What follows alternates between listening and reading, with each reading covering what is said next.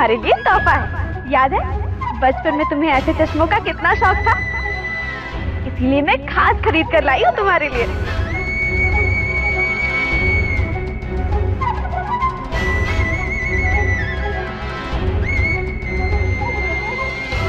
मैं बड़ा हो गया, लेकिन लगता है तू छोटी की छोटी रह गई। किसके लिए क्या तोहफा लेकर जाना चाहिए, तुझे इस बात की इतनी सी भी समझ नहीं है। इसलिए तोहफा लिया है वो कैसा है, उसकी पसंद, उसकी नापसंद, उसकी आदतें, ये सब जान के तोहफा लिया जाता है।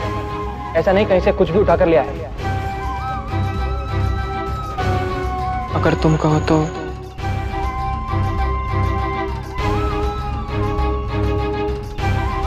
क्या मैं इसे अपने साथ ले जाऊं? क्यों ले जाना चाहते हैं इसे अपने साथ? ये तो आपको बिल्कुल भी पसंद ना आया था ना तब।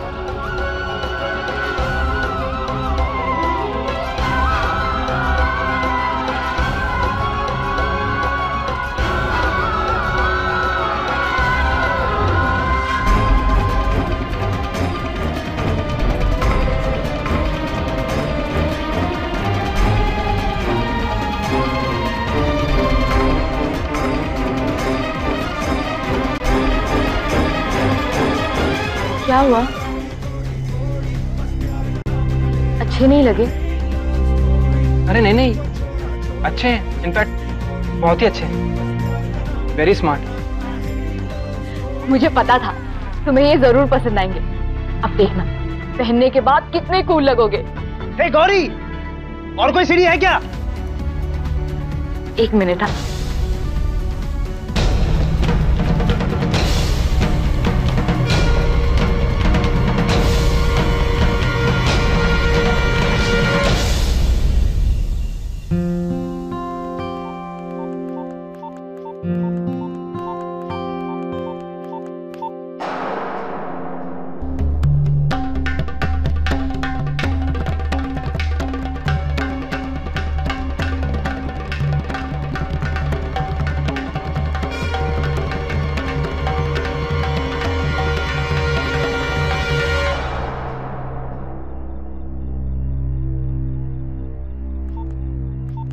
आज की तारीख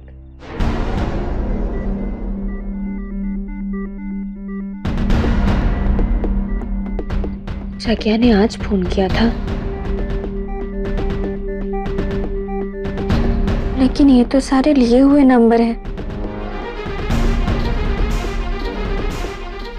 मैंने तो शकिया का कोई फोन नहीं उठाया। फिर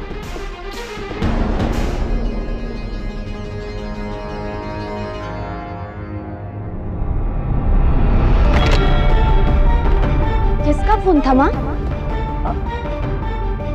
कोई गलत नंबर था शायद लाडू, आवाज भी ठीक से ना आ रही थी।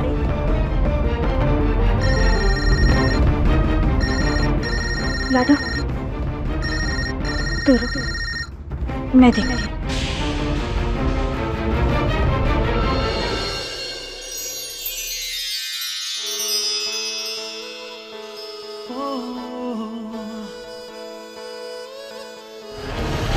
मैंने सही पहचाना तुम्हें आनंदी। बहुत बड़ी नाटकबाज हो तुम। दिखावा ही था ना वो सब, कि देखो देखो कितनी महान हूं मैं। अपने पति की खुशी के लिए खुद उसके रास्ते से हट रही हूँ, सब कुछ भूल भुलाकर आगे बढ़ गई हूँ। लेकिन सच तो ये है कि तुम आज भी जगत के पीछे पागल हुई पड़ी, तड़प रही हो कि कैसे भी कुछ भी करके उसे अपनी जिंदगी में वापस खींच सको तो खींच लो। लेकिन क्या कभी तुमने ये सोचा है कि तुम्हारी इन कोशिशों से, जगत को पाने के लिए चली तुम्हारी इन चालों से उसे कितनी तकलीफ पहुंचती होगी? तुम्हें शायद याद नहीं होगा आनंदी, लेकिन आज जगत का जन्मदिन है और आज पूरा दिन वो अपने परिवार वालों का आशीर्वाद पाने के लिए तरसता रहा। लेकिन किसी ने भी उसे याद करना जरूरी नहीं समझा, जैसे कि अब वो उनकी जिंदगी में रहा ही नहीं, जैसे जन्मा ही नहीं था वो कभी उस परिवार में। और ये सब सिर्फ तुम्हारी वजह से हुआ है आनंदी, सिर्फ तुम उसकी जिम्मेदार हो। एक परिवार से उसका बेटा और एक बेटे से उसके माँ बाप, उसके सारे रिश्ते छीन लेने की जिम्मेदार सिर्फ तुम हो। तुमने हमेशा उनकी नजरों में उठने के लिए जगत को नीचे गिराया है। उस घर में अपना हक जमाने के लिए जगत को पराया कर दिया उस घर के लिए। और दूसरी तरफ सबसे छुपकर उससे रिश्ता बनाए रखना चाहती हूँ। अरे कोई अपने मन में इतना स्वार्थ, इतना कपट कैसे रख सकता है? Enough Anandi, enough. चैन से जीने दो मेरे जगत को। अकेला छोड़ दिया ना उसे सबने मिलकर, तो कम से कम उसे अकेले तो खुश रहने दो। गौरी, पहले जग्या ने फोन किया था, तब मैं उठा नहीं पाई थी, इसीलिए अभी वापस लगाया।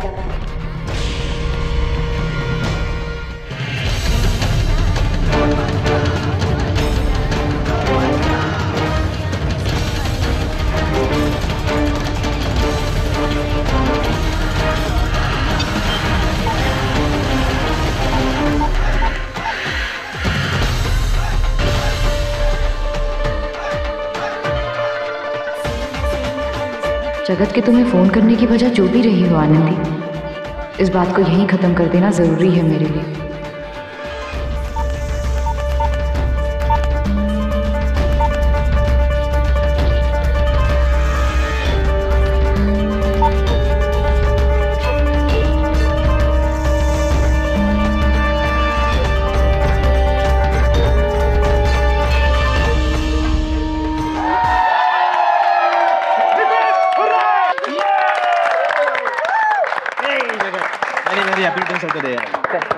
Hey Gauri, thanks so much. Bye bye, thanks for coming. चल फिर कल मिलते हैं हॉस्पिटल। Bye bye.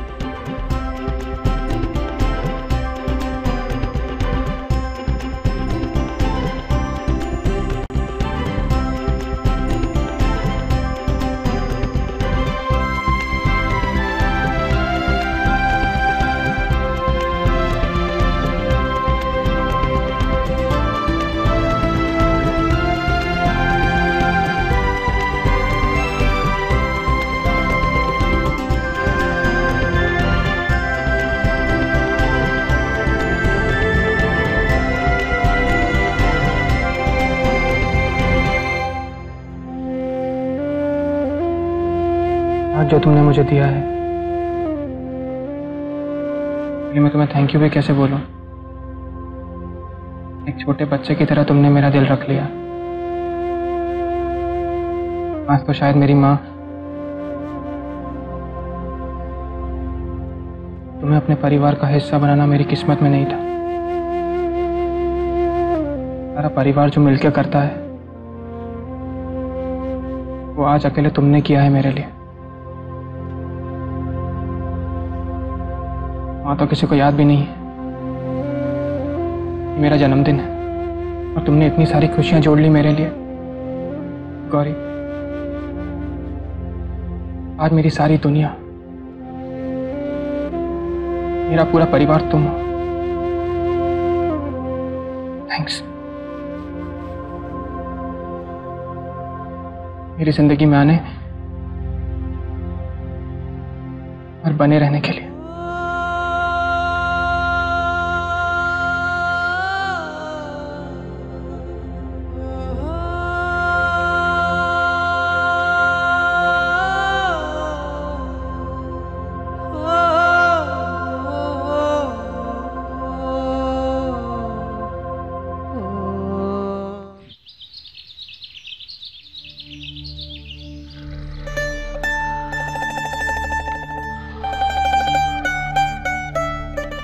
हमारे आसपास देश भर में चारों तरफ जो जो घट रहा है, उन सब को ढूंढ ढूंढ कर जोड़ जुड़ाकर बनते हैं समाचार। टीवी और अखबार से हमें जैसर में बैठे बैठे ये पता चल जाता है कि मुंबई में कितनी बारिश हुई, या फिर कश्मीर में किसको नेता चुना गया, या फिर कौन सा त्योहार कौन से देश में किस तरह मनाया जाता है। ये सब समाचार ही होते हैं। समझ में आए तभी गर्दन हिलाइए, नहीं तो पूछ लीजिएगा। आ रहा है समझ में। बढ़िया। तो सरकार अगर हमारे लिए कोई योजना बनाती है या फिर कोई कानून बनाती है तो उसकी जानकारी हमें होना बहुत जरूरी है, ताकि हम उस योजना का या कानून का लाभ उठा सके और हमारे साथ होने वाले अन्याय या नुकसान के खिलाफ शिकायत कर सके। और इसके अलावा भी इस देश के नागरिक होने के नाते हमारे देश में क्या चल रहा है, क्या हो रहा है, ये सब जानना हमारे लिए बहुत जरूरी है।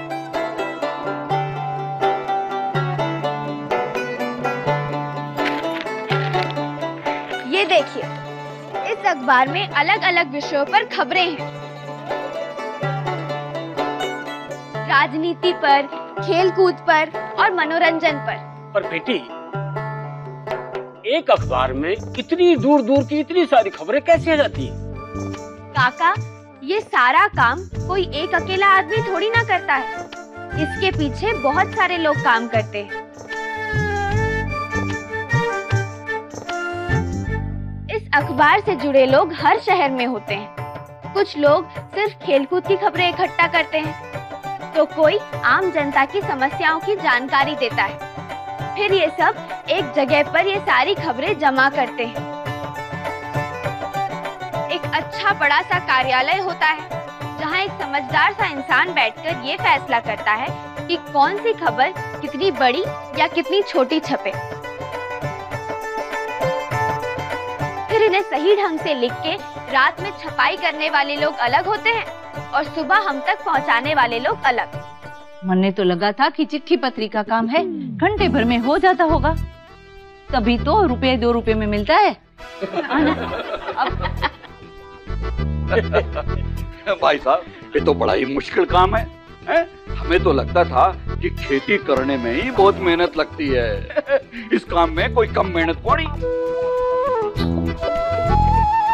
बिन्नी, अगर ऐसा हो जावे कि ऐसा ही कोई अखबार सिर्फ हमारी बिरादरी के लिए निकले तो कितनी अच्छी बात हो जाएगी।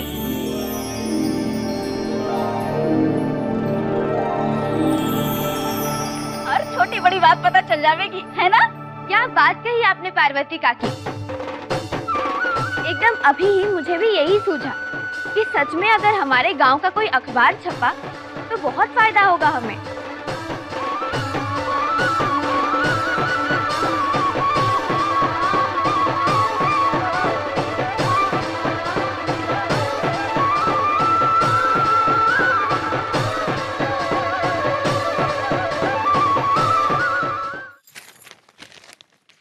ये देखिए, इस अखबार में अलग अलग विषयों पर खबरें हैं।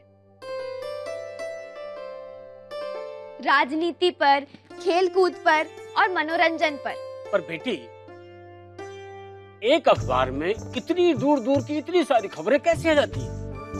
काका, ये सारा काम कोई एक अकेला आदमी थोड़ी ना करता है।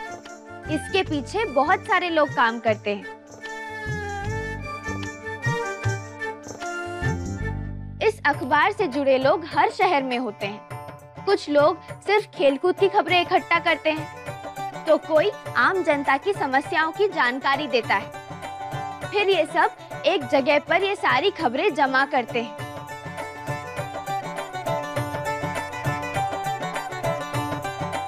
एक अच्छा बड़ा सा कार्यालय होता है, जहाँ एक समझदार सा इंसान बैठकर ये फैसला करता है कि कौन सी खबर कितनी बड़ी या कितनी छोटी छपे। फिर इन्हें सही ढंग से लिख के रात में छपाई करने वाले लोग अलग होते हैं और सुबह हम तक पहुंचाने वाले लोग अलग। मन तो लगा था कि चिट्ठी पत्री का काम है, घंटे भर में हो जाता होगा, तभी तो रुपये 2 रुपए में मिलता है। भाई साहब, ये तो बड़ा ही मुश्किल काम है, हैं? हमें तो लगता था कि खेती करने में ही बहुत मेहनत लगती है। इस काम में कोई कम मेहनत थोड़ी। बिन्नी, अगर ऐसा हो जावे कि ऐसा ही कोई अखबार सिर्फ हमारी बिरादरी के लिए निकले तो कितनी अच्छी बात हो जाएगी। हर छोटी बड़ी बात पता चल जाएगी, है ना? क्या बात कही आपने पार्वती काकी। एकदम अभी ही मुझे भी यही सूझा कि सच में अगर हमारे गांव का कोई अखबार छपा तो बहुत फायदा होगा हमें।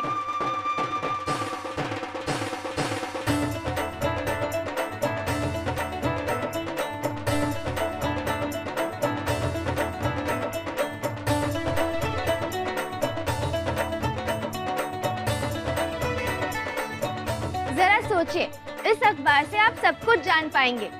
किसकी फसल अच्छी हुई, किसकी कम हुई, किसकी शादी किससे हो रही है और पोलियो का शिविर कहाँ लगा है। और हाँ, इसमें ये भी छपाएंगे कि किसकी गाय ने नया नया बछड़ा दिया है। अरे हंसबे की बात है, देखो ना, उसके घर में दूध तो ज्यादा ही होगा ना, तो छाछ मांगने में बड़ी आसानी रहेगी। अरे भटकना ना पड़ेगा ना। सही बात। अच्छा तो बताइए, आप में से किसको किसको पता है कि इस वक्त हमारे देश में क्या चल रहा है, या फिर सोने का भाव कितना बढ़ गया है?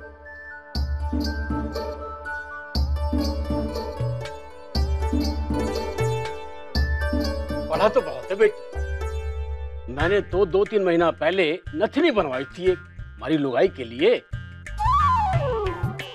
कुछ साल पहले उतने में झुमकियां बढ़ जाती थी।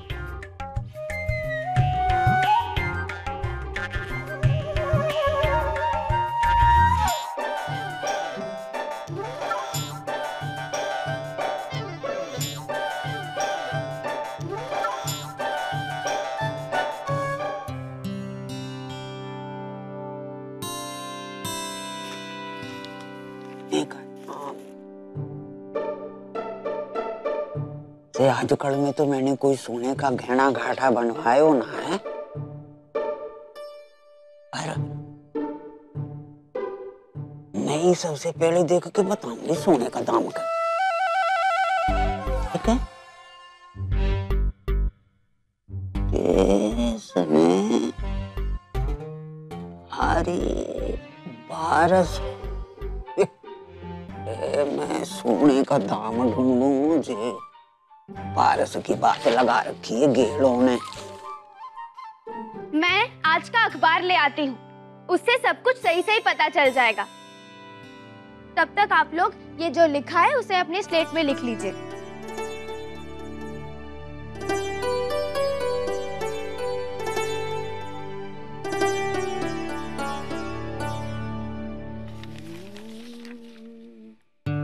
हाँ, मिल गए। सोने के दाम उछले उछले, सोने के दाम उछले उछले कहीं लिखती हो? दाम तो बड़े हैं, गेले कहीं के।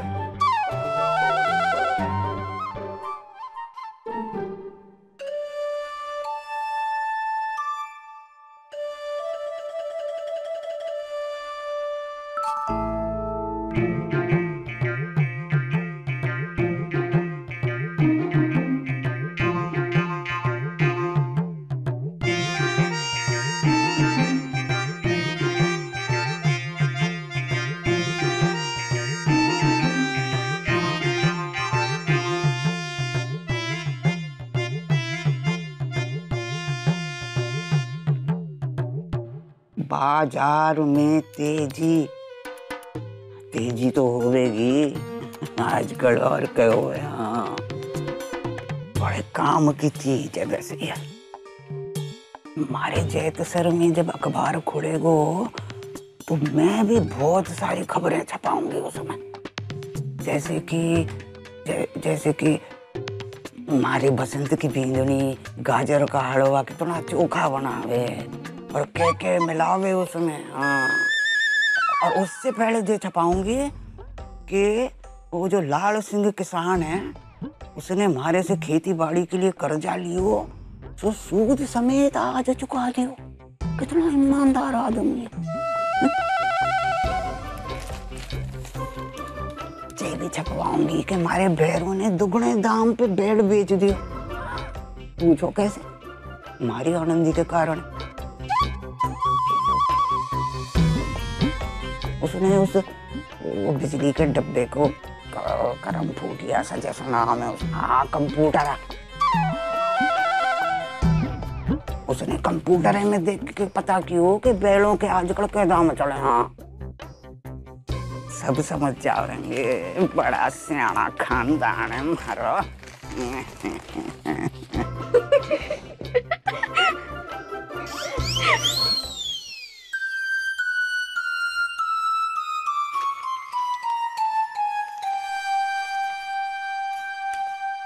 दादी सा की चोरी पकड़ी गई।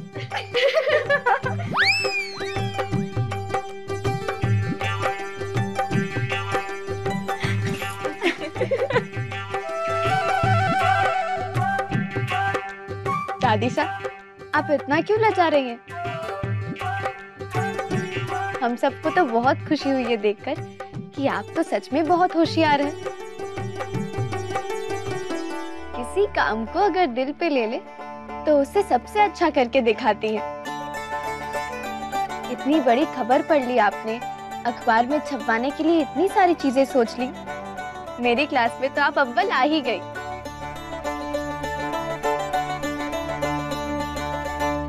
लेकिन याद रहे दादी सा, समाचार अगर सही समय पर मिले तभी समाचार रहते हैं, नहीं तो बासी सब्जी की तरह हो जाते हैं, बेस्वाद, बिना किसी काम के।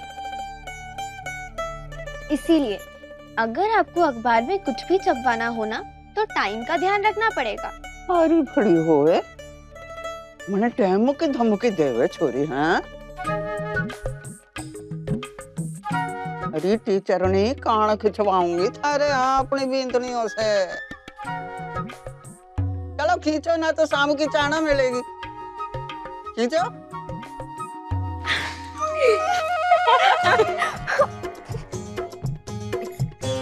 अब मैंने कहा तो कैसे जल्दी जल्दी आ गई खींचने कान।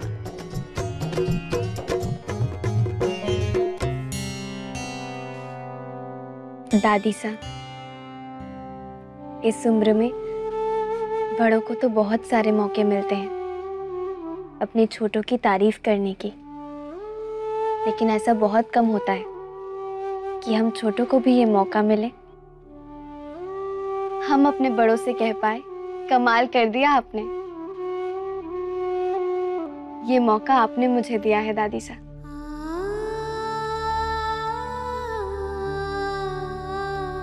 आपके इस तरह लगन से पढ़ने का तो सपना भी नहीं देखा था मैंने।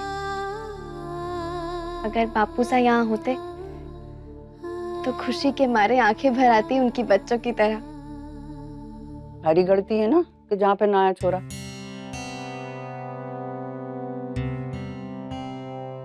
तूने ही भेज दियो उसे, कंप्यूटर पे दिखा दियो कि खेती की मशीनें जहाँ के बदले पास वाले शहर में ज्यादा सस्ती मिले। चलो गयो हमारा छोरा, भागो भागो।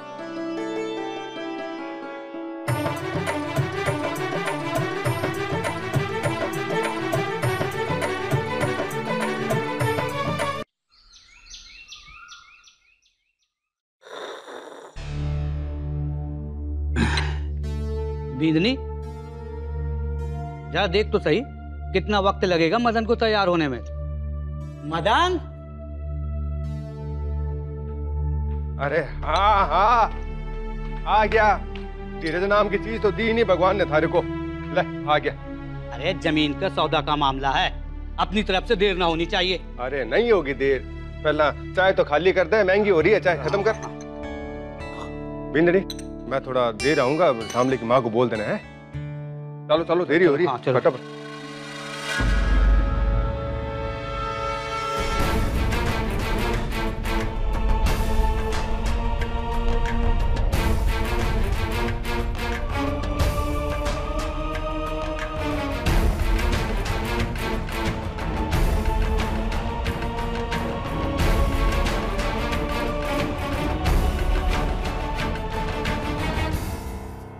चाल किशोर, देरी हो रही है। रुकना रुकना, अरे 2 मिनट को रुकेगा। अरे पर तू अभी तो घोड़े पे सवार होके हमारे पीछे लगा हुआ था, अब क्या आदत होगी थार को? अरे शुभ काम के लिए जा रहे हैं और ये विधवा ने रास्ता काट दिया, अब तो रुकना ही पड़ेगा।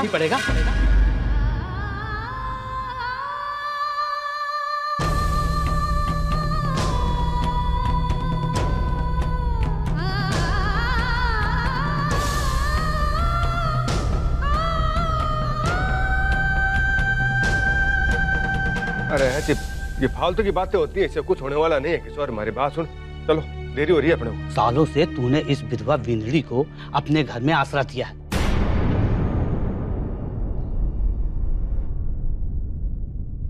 तो थारे को तो कोई फर्क पड़ेगा नहीं, पर इसका मतलब ये नहीं है मदन कि तारी देखा देखी दूजे लोग भी सब कुछ स्वीकार कर लेवेंगे।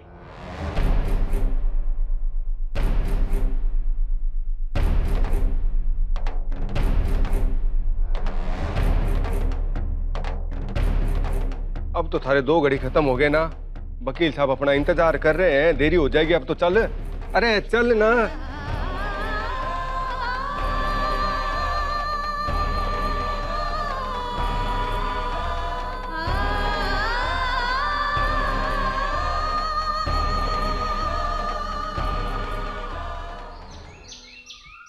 तो हमें देखना है कि आज शुद्ध सोने का भाव कितना है।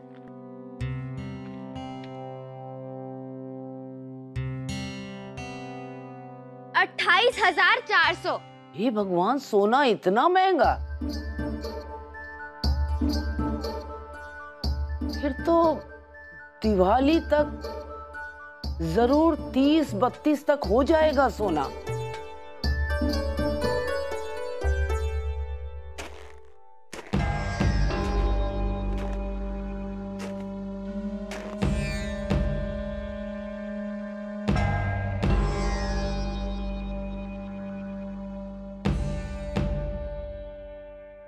दादी सा, कुछ चाहिए था आपको?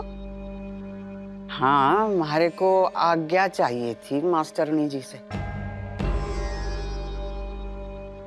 कि मैं भी बैठ सकूं आपकी कक्षा में।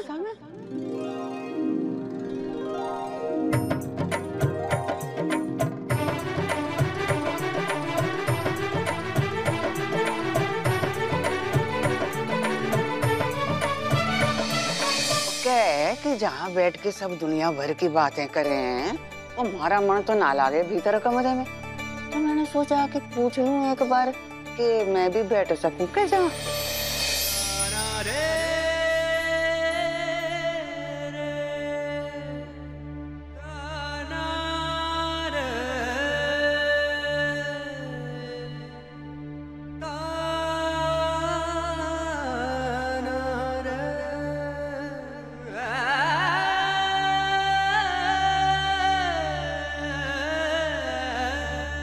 जीती रहे। दादी सा, मुझसे आज्ञा मांगकर क्यों शर्मिंदा कर रही हैं आप मुझे? देखा ऐसे, जब हमारी हवेली में आई छोरी तो बाड़का बधू थी। अब देखो ऐसे कितनी बड़ी और सियाणी हो गई, हमारी भी मास्टरनी बन गई।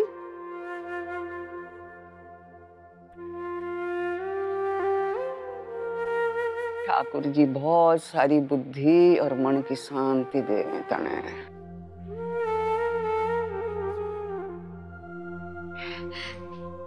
आइए बैठिए, आइए।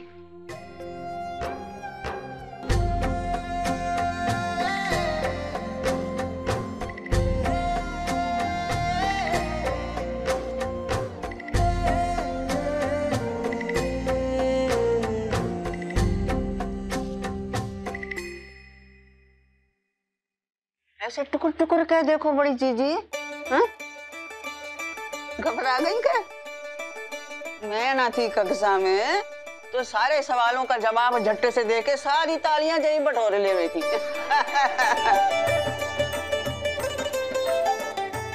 अब मैं आ गई हूँ। हाँ, हमारे साथ टक्कर लेने को तैयार हो जाओ भाया। देखें किसे ज्यादा शाबाशी मिले मास्टरनी जी से। हाँ।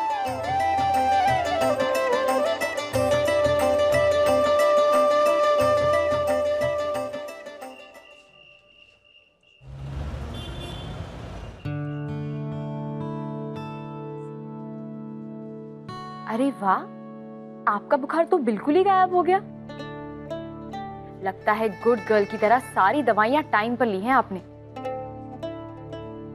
फिर तो दवाई और इंजेक्शन के बदले मुझे भी कुछ देना पड़ेगा।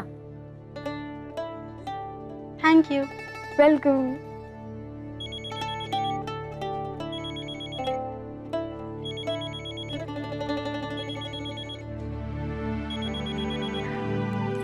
हेलो माँ, कैसी हैं आप? अपनी बेटी की जरा भी याद नहीं आती ना आपको? क्या हुआ, आप चुप क्यों हैं? ना बेटा, कुछ ना, ठीक हूँ मैं। आपकी आवाज से तो ऐसा नहीं लग रहा। प्लीज माँ बताइए ना, क्या बात है?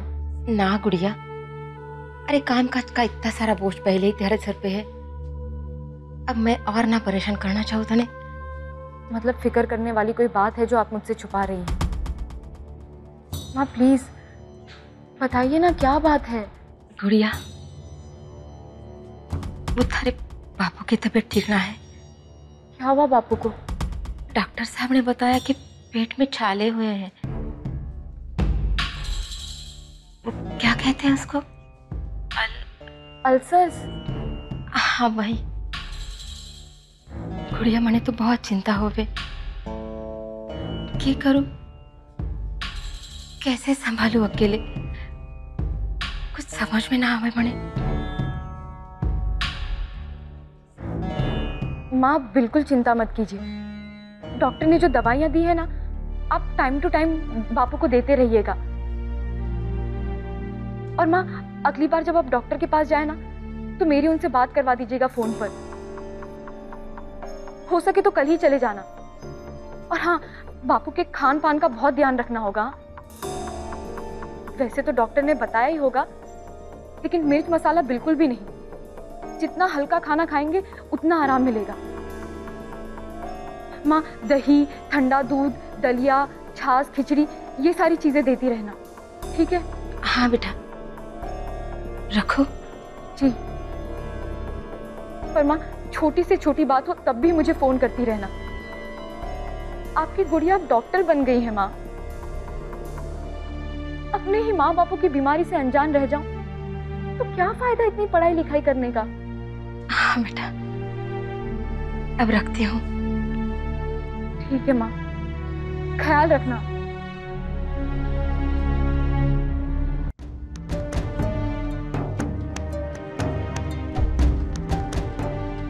माँ की हिम्मत तो बंधा दी, दूर बैठे चिंता के अलावा क्या कर सकती हूँ मैं माँ बापू के लिए?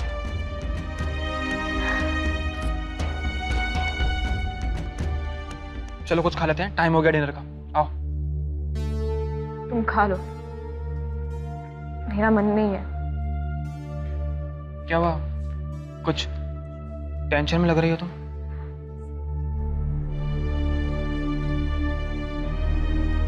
जगत, अभी अभी माँ का फोन आया था, पापू की तबीयत ठीक नहीं है, उन्हें अल्सर हुआ है। ओह, डॉक्टर को दिखाया?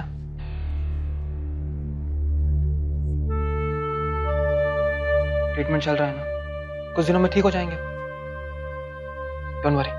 तुम नहीं समझ सकते जगत, मेरे मन में क्या चल रहा है। लड़की का जन्म पाया होता तो जानते। शादी के बाद एक लड़की के लिए अपने माँ बापू को छोड़ने का दर्द क्या होता है। शादी से लड़के की जिंदगी पर कोई असर नहीं पड़ता, लेकिन लड़की, उसे तो अपने पति के साथ ही रहना है। जरूरत पड़ने पर भी अपने माँ बापू के साथ ना रह पाने की, चाह कर भी उनके लिए कुछ ना कर पाने की मजबूरी क्या होती है, तुम्हें कैसे बताऊं जगत।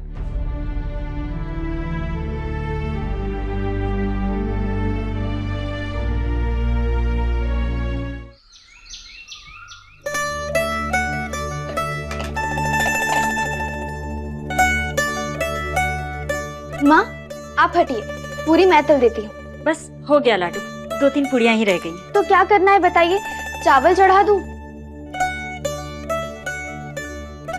अब चावल तो बन गए हैं, हाँ, पर बहुत सा काम बाकी है। तू रुक, अभी बताती हूँ।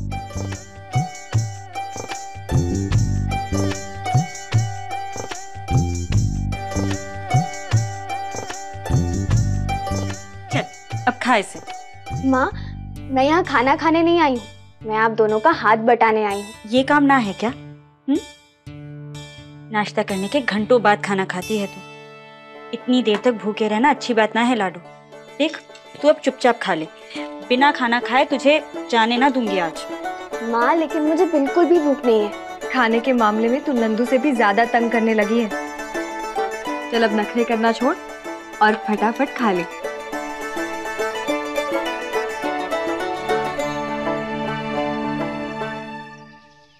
आँख ही नहीं खुली आज तो, इतनी देर तक सोती रही।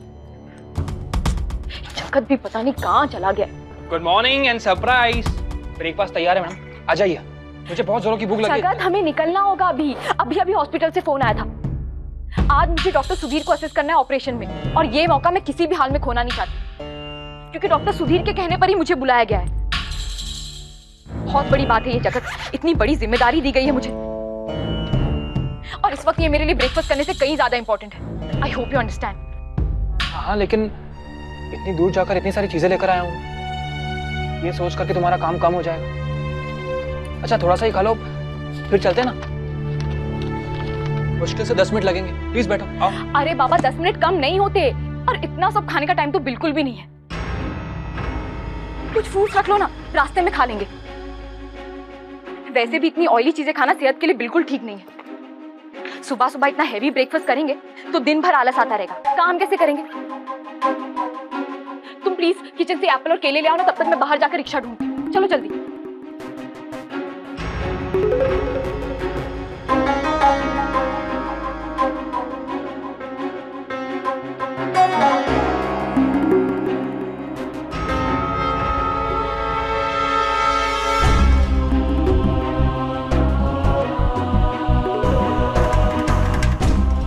ये खाऊंगा मैं।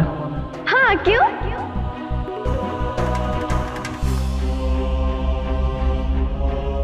अरे घी का पूरा कनस्तर उड़ेल दिया क्या तूने इसमें? इतना तेल घी खाना सेहत के लिए कितना हानिकारक होता है पता है? कोलेस्ट्रॉल बढ़ता है इससे। और ये जलेबी चाशनी में डूबी हुई, ऊपर से हलवा, इसे खा के तो अच्छा भला इंसान बीमार पड़ जाए। ये सब मुझे नहीं चाहिए।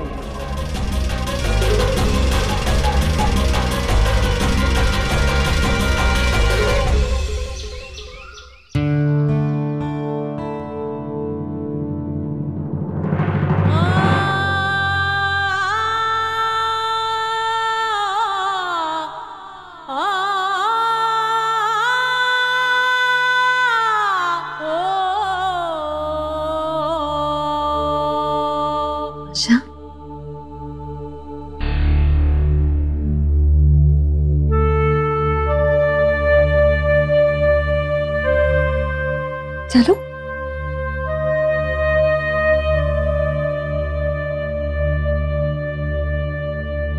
अरे वाह, क्लास शुरू करने की तैयारी चल रही है। श्याम भाई जी।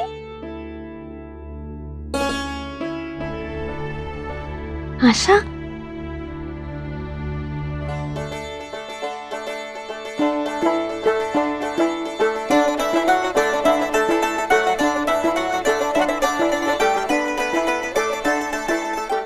भाभी।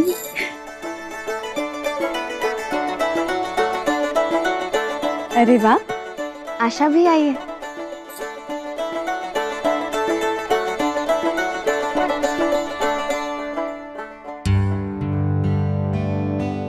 आप दोनों ने बहुत अच्छा किया जो आशा को साथ ले आए। भाई ये काम तो हमारे लिए बहुत मुश्किल था, क्योंकि आशा घर से आश्रम और मंदिर के अलावा तो और कहीं जाती ही नहीं। कैसो है शाम?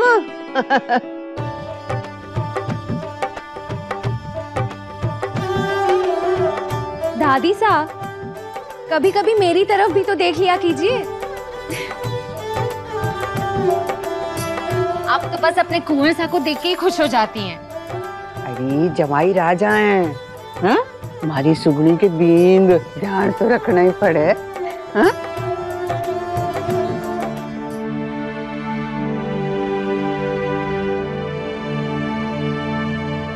ये तेरा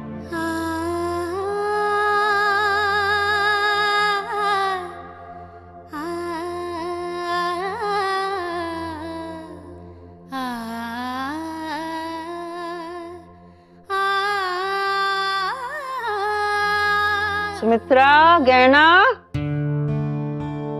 जरा चाय नाश्ता ले आओ जल्दी से। श्याम, सुगुणा और आशा आए हैं। ईसा, आपकी तबीयत कैसी है? अरे देख ना, एकदम बड़ी चंगी हूँ।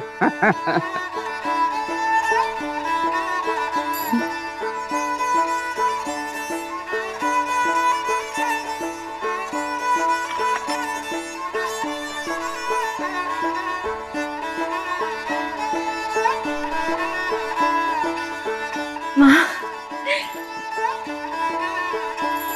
कैसी हो? अच्छी हूँ। आयशा, बच्चों को साथ नहीं लाई? अगर उन्हें साथ लेकर आती तो हमारी टीचर जी को अपने स्कूल में छुट्टी करनी पड़ती।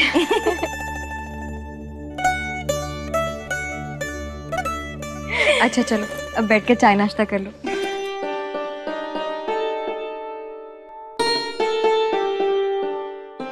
आशा, खड़ी क्यों हो? बैठ जाओ ना। मैं यही ठीक हूँ।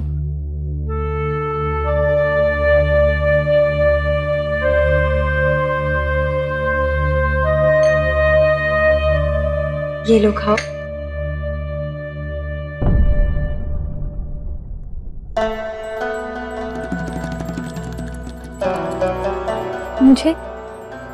मैं ये सब नहीं खा सकती।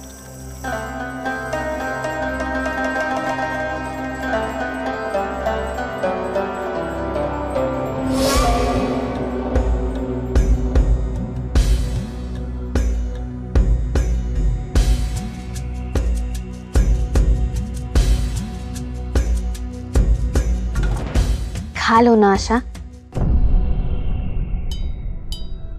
कम से कम चख तो लो।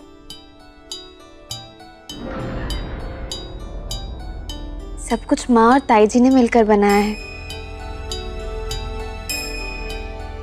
आनंदी, मैं ये सब कैसे खा सकती हूँ? नहीं,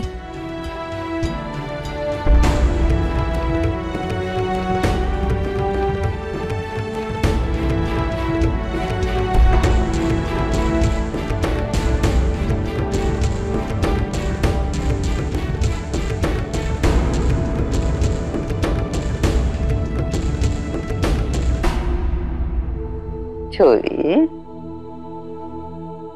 मैं तेरी भावनाओं का बहुत आदर करूं। विश्वास कर, मैंने जरा भी लगता ना कि जे खाने की चीज थारे लिए सही ना है तो पहले ही रोक देती आनंदी को के रहने दे।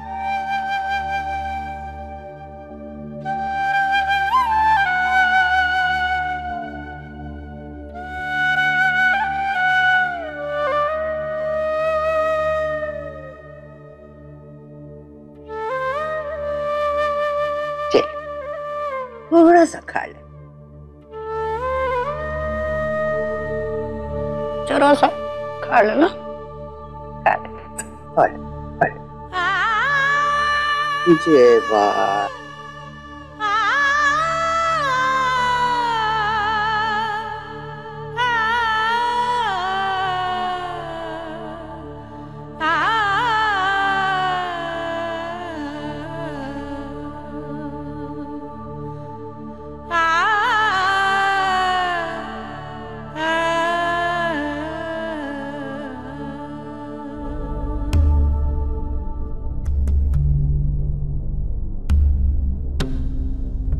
मेरे इस अपराध के लिए मुझे क्षमा करना भगवान।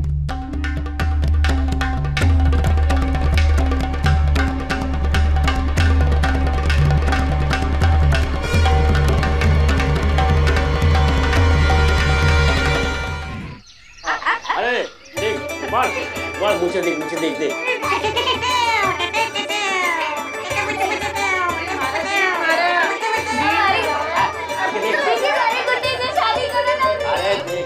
देख अरे देख देख देख, ये देख देख, बढ़िया है ना? अच्छा है ना? हाँ, अरे आप ये देख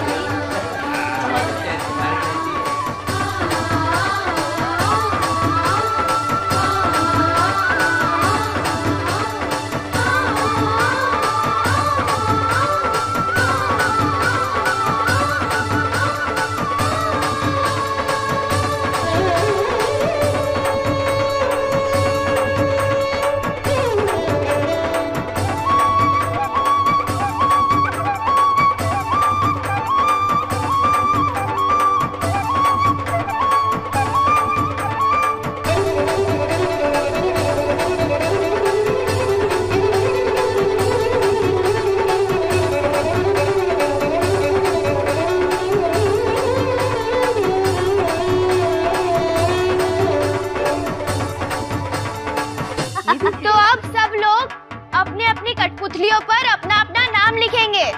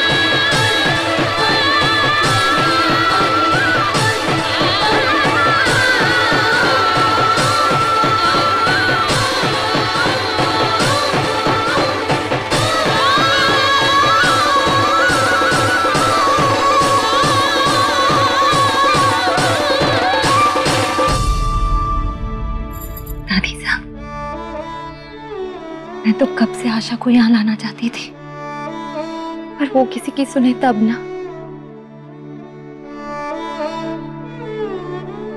हम ही जानते हैं हमने कितनी कोशिश की, तब वो यहाँ आने के लिए मानी है।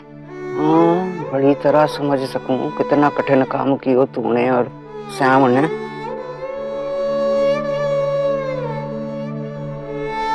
और इस छोरी के लिए भी हाँ बोलना कम कठिन ना है। जो इंसान का दिमाग होगा ना, इसके भीतर जब दो अलग अलग विचार आपस में टकराने लग जावे तो तय करना दूभर हो जावे कि कौन सी बात सही है, कौन सी बात गलत है, कौन सी बात मान लूं, कौन सी बात ना मानूं। हाँ?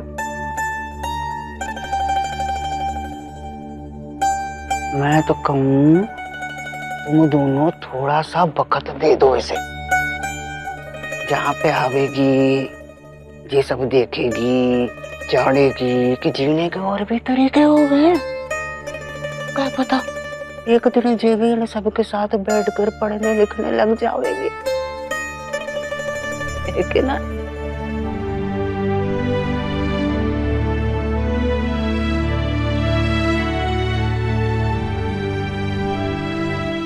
तो चलिए आज कुछ मजेदार काम करते हैं। करेंगे आज कोई नया पाठ नहीं, बल्कि अब तक हम सबने जो कुछ भी पढ़ा उसे एक नए ढंग से दोहराएंगे हम। नहीं तो मुझे पता कैसे चलेगा कि आप सबने कितना सीखा, क्या क्या सीखा। ठीक है ना? ठीक है।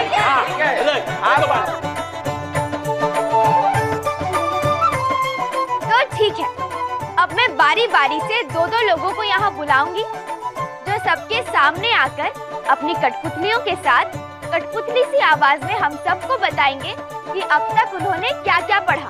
अरे फिर तो बड़ा मजा आएगा। हाँ।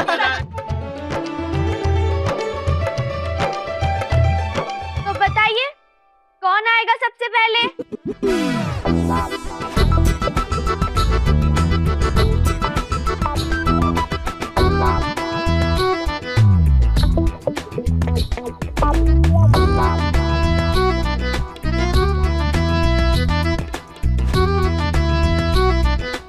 यहाँ सबसे पहले आएंगे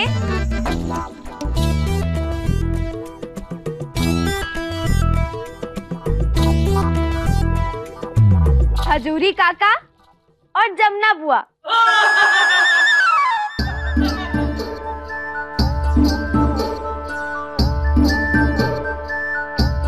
तो आप दोनों यहाँ आइए और कठपुतली सी आवाज में हम सबको बताइए कि अब तक आपने क्या क्या सीखा। अरे डर मत हजूरी, कहीं अटक गया ना तो मैं थारी मदद करूंगी। चला जा। लो सुनो लो जमुना बुआ की, मैं क्यों अटकने लगा भला? हाँ ठीक है, आजा बुआ, देखिए कौन ज्यादा होशियार है, मैं क्या तू? चला जा, हो जाए मुकाबला। हाँ तो टीचर जी ने थोड़े दिन पहले हमें बताया एक जादू के डब्बे के बारे में। बड़ा डिब्बा कंप्यूटर।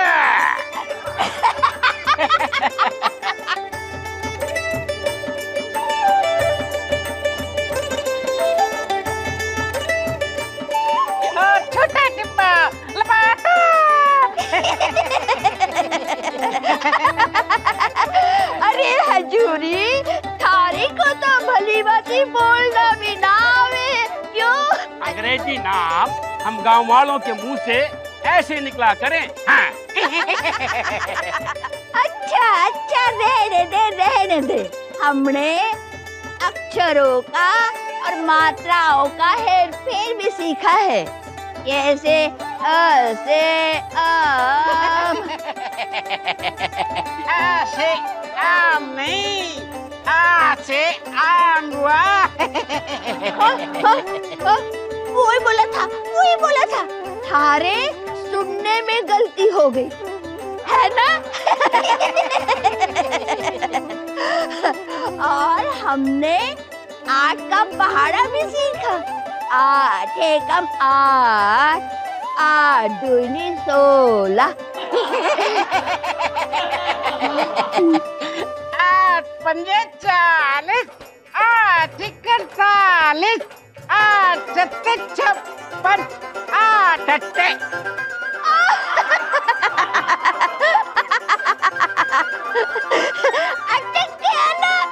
आठ 64, 8 9 72, 8 10 80।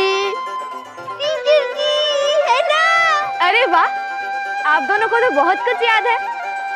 सब इनके लिए तालियां बजाइए।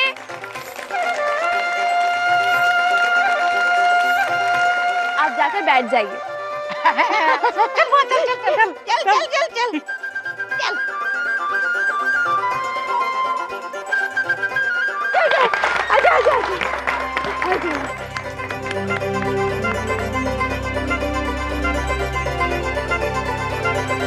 तो अब कौन आएगा?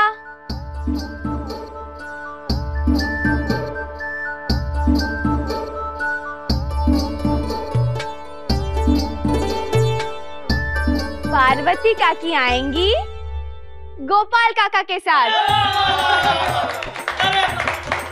अरे आइए और यहाँ आकर अपनी कठपुतलियों के सहारे हम सबको अपने गांव के बारे में बताइए। चलिए आइए।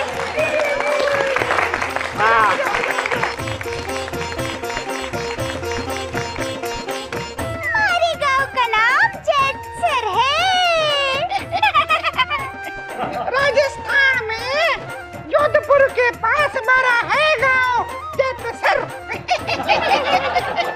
बड़े भले लोग हैं हमारे गांव के। और हमारे गांव का पहनावा, मर्द लोग तो कुर्ता पजामा पहने हैं और लुगाइयाँ पहने हैं घाघरा चोली।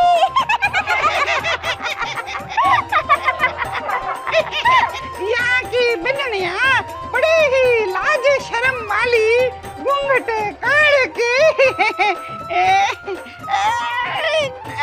हमारा मतलब है घूंघट ना भी काढ़े तब भी अपने मान सम्मान का पूरा ख्याल रखने और बड़े बुजुर्गों के आदर सत्कार में कोई कसर ना छोड़े हैं। एक बात बताऊं आप लोगों को, पहले हमारे गांव की छोरियां स्कूल ना जाती थी। हाँ, पर अब हमारे ही गांव की एक बिंदनी के कारण छोरियां तो छोरियां